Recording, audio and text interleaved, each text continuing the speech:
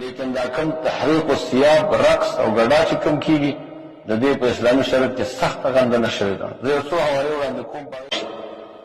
خو کوم چې بیانیانو په مساجدو کې ګډاګانې شروع کړي، کوم چې هغوی د الله ذکر خرابوي، دې رابطه باندې د علماء اجماع او د هغوی اقوال ستاسو درانه حضور ته وړاندې کوم چې دوی خپله پوه شي چې دغه عمل د اسلام د نظر نه څنګه دی. که څه هم دوی دلایل تراشي او دلایل تحریف. دغرنګې نورو فقهاو په دې باندې صراحت کړی، ومن یستحل الرقص قالوا یکفر. که څوک رقص د ډمتوب دا حلال وګڼي، دا رقص او ګډا حلال وګڼي، دوی باندې کفر بچای کړی. حوالې زه ډېر لیکل ټول ذکر کوم، وخت رانه لګېږي. الله دې وکړي چې د هغوی د هدایت ځای شي. موږ د هدایت په نیت باندې یو، د جګړې په نیت نه یو.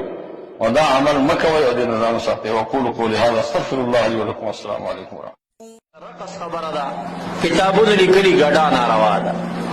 دا لون ملا اوس دې تر سوچ نه کوي چې د واده کې د جړاګانو مجلس کې ګډا، هلکان فحاشۍ عیاشۍ چکر ته روان دي، په روډونو ګډا، په پارکونو کې ګډا، او د ذکر په مجلس کې په یو صوفي باندې حال راغی مستانه دی او هغه تاو شو. نو دا هغه اوس د ځمکې او د اسمان فرق لري که نه دی؟ نوي ما کتاب کې لیدلي دي چې ګډا ته رقص وي او رقص ناروا دی. رقص ناروا دی، خو د ډمې ګډا ناروا ده، د اجړا ګډا ناروا ده، په ودونو کې ګډا ناروا ده. چا هغې ته روا ویلي؟ مجلس ذکر کې په یو صوفي باندې حال راغی. جلال الدین سیوطی رحمه الله په حاویل الفتاوی کې لیکي کہ جعفر طیار رضی اللہ عنہ تا نبی علیہ السلام فرمائل اشبحت خلقی و خلقی، ستا دا شکل او ستا اخلاق ما غندی دی، فحجل اغا حجلو کا. حضرت شیخ دا جلال الدین سیوطی رحمه اللہ وی دا حجل صدی دا یو وقت پولگا و پر یہ بلغ پتاویگا داس، یو وقت پر یو چتا کردی دا فی وقت پتاویگا اغا بیلی کی فصوار هذا اصلا لرقص الصوفیت فی مجالس ذکر. دا ذکر مجلس کی چه صوفیان تاویگی دا غیر پاردا عمل دا دلیل دے چه دا رسول اللہ مبارک دوران دی جعفر سے تاوشوی دے را دی پینا دے کر. دا دیو دا غیر خلق فرق کا وصل کر کما گڑا ناروا دا کتاب کی دی ولی دل چه گڑا ناروا دا و بیان اور فرق نشی کولی سرا. دا باز خلق کوئی گڑی دا خبرم دا مولیان دے رکے منگ ذکر مانو خدا گڑی گی گڑا تر گڑا فرق دے کرنا. ستاغا لغوی گردش تا چه گڑا وی نو اغی اطلاق خودی پی ہوکا دے سوائی وَإِنْ انضم إلى هذا القيام رقص او نحوه فلا انکار علی. ولو کدا ذاکر پا ولال ذکر کئی او دے ذکر سر پا دبانی رقص راگے اویدل پی رالل فلا انکار علی، بیان پی انکار نہ پکار. فذلك من لذات الشهود والمواجید، دا دا جذب خوند کے راگا دے داغی خوند وجنہ چکم دے پدبان دا حال لازی.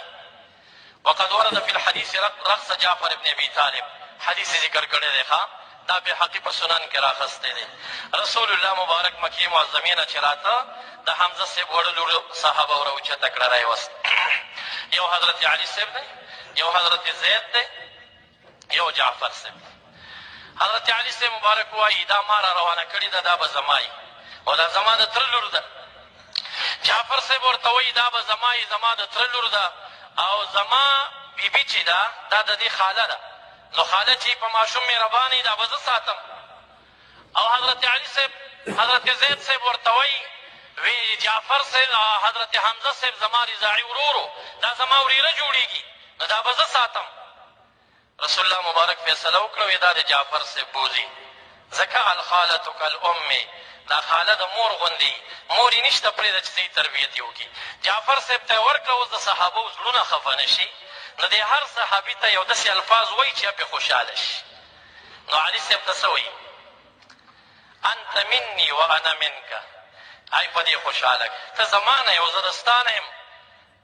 بیحقي کتاب سنن کبرا د بیحقي هغه هم راخلي، سیوطي صاحب هم راخستی دی. هغه دې کې حضرت علي صاحب د دې خبرې په اورېدو دومره مست او خوشحالۍ کې راغی چې فحجل حجل یې وکړه. حجل څه ته وایي؟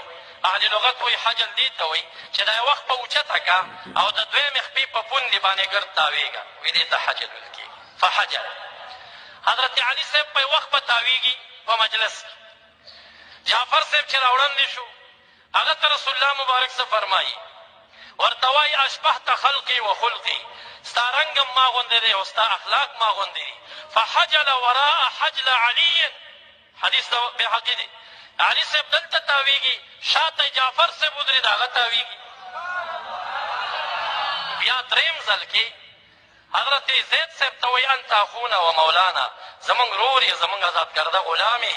هغه چې په دې مستۍ کې راغی فحجل وراء حجل جعفر، د جعفر صاحب د رقص نه اخواته هغه لګیا دی تاویږي. درې واړه صحابه رقص کوي. سیوطي رحمت الله علیه دا حدیث ذکر کوي، وایي وذلک من لذة هذا الخطاب، دا صحابه چې تو شوي دي د دې خبرې د خوند د وجې نه تو شوي دي، په خوند کې راغلل. ولم ينکر ذلك علیه النبي صلی الله علیه وسلم، رسول الله مبارک خو پرې رد ونه کړه چې ولې را تاویږئ. فکان هذا اصلا فی رقص الصوفیة لما یدرکونه من لذات المواجید. وی دا حدیث دلیل وګرځېده د صوفیاو په مجلس کې چې کوم رقص کېږي د هغې دپاره دا واضح دلیل شي.